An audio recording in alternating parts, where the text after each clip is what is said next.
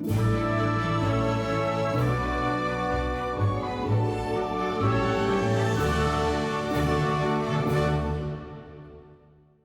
we head towards the finale of the Concours Virtual, as you know, we are talking to proponents of the 5 shortlisted cars for the Best in Show. Joining us now is Massimo Delbo, who is going to talk about the Lancia Stratos Zero. Massimo is a very well-known journalist working for the likes of Octane and Magneto magazine, and is a member of ICJAG, the international judging community, and is a member of Palo Historico. Great to see you here, Massimo. Hi, Jeff. Thank you for having me here. No, great to see you. So I'm going to hand over to Dave now, who's going to talk to you about the Lancia Stratos Zero and why you think it is such an important car, and really it should be in that top 5. Well, we love this car, don't we, Massimo? It's, you know, we featured it, you've written about it. It's a really, really special car. But I'm just going to hand to you because you know way more than I do about it. So go for it. Tell us why the Stratos Zero is so special. Well, let's say that we have to separate the brain from the heart in a certain way, because it would be enough just to look at the car and to fall in love with it, because it's so amazingly stunning and beautiful, even, you know, 50 years after Marcello Gandini designing it.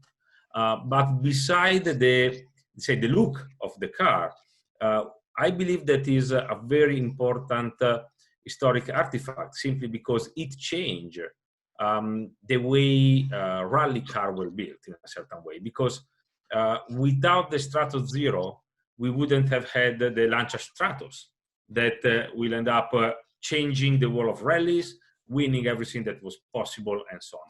Because, you know, we have to consider what's happened with the Lancia Stratos Zero, why it was originated. It came out from an idea of Nuccio Bertone, the son of the founder of Carrozzeria Bertone, and the guy that was managing it in the late 60s or the 70s.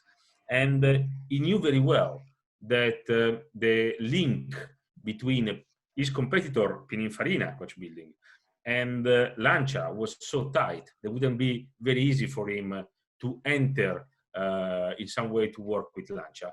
But he spotted an opportunity when he saw that the Lancia Fulvia, the HF 1.6 rally that was used by the works team of Lancia to rally back then, was every rally practically less and less competitive. It was an old project. The car was close to be discontinued from the production, and, you know, was not enough anymore to compete with a rally car as Porsche 911, the Mini Cooper S, and so on.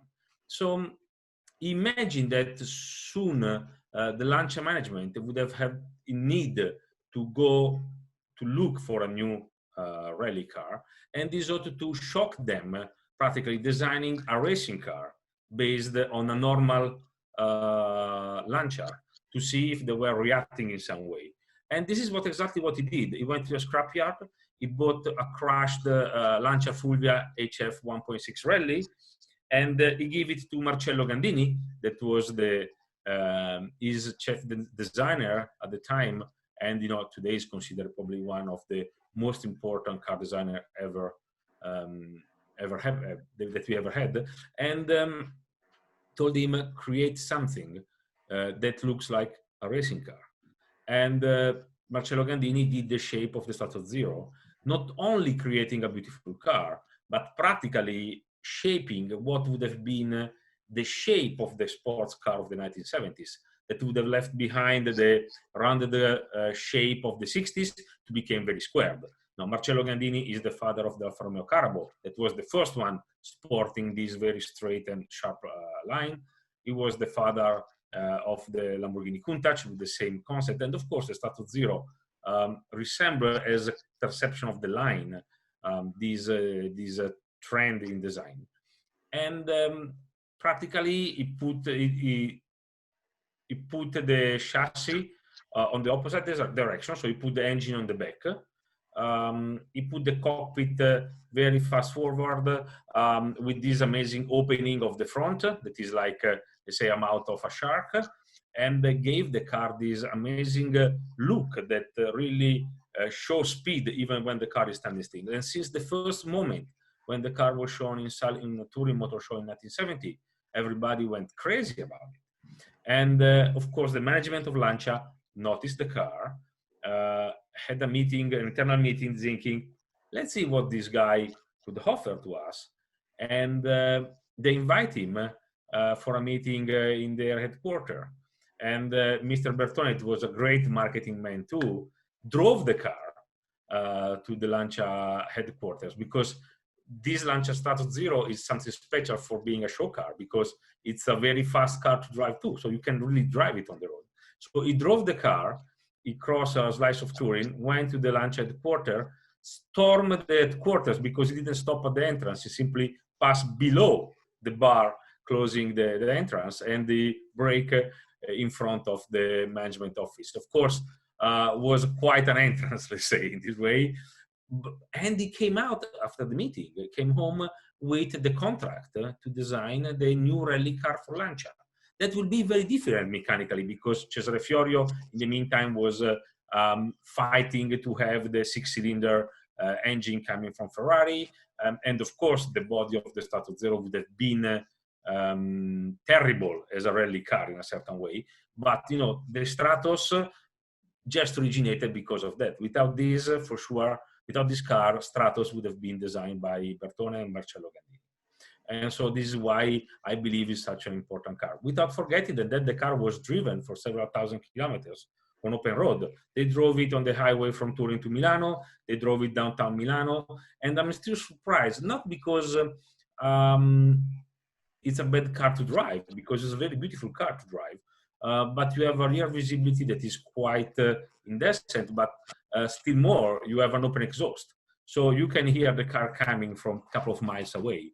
And, you know, today we will go directly to jail without stopping to the start. Back then, even Italian police was a little bit more flexible.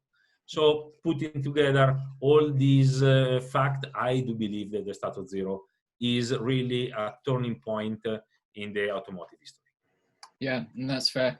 And of course, talking about driving it, you've seen it drive very recently, haven't you? And even on a very, very interesting test track, the good old Lingotto test track at the top of the Fiat building. Yeah, that was an amazing experience. I was lucky enough to be in the right place, let's say, in the right moment. What happened was that the owner of the car, that is an American collector, who was in Villa d'Este showing the car.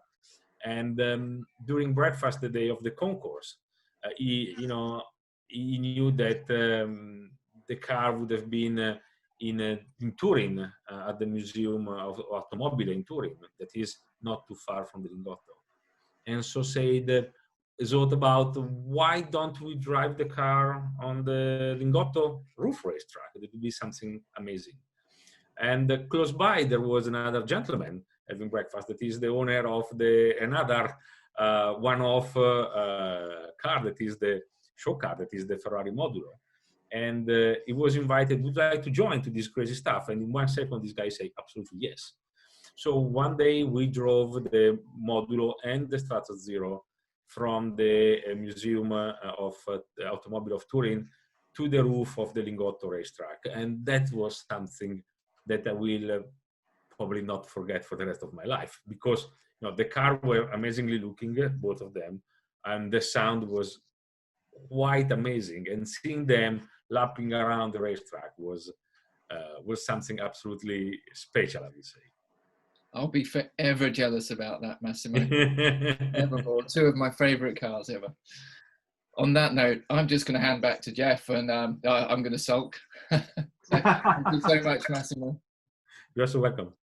Thank you, Massimo. You obviously have a huge knowledge of the car, a real love of the car, and it's in the top 5. Whether it bobbles itself to the surface, well, it won't be too long before we find out. So thank you very much, and keep watching as we head towards the final and the 3-2-1 in the Concours Virtual.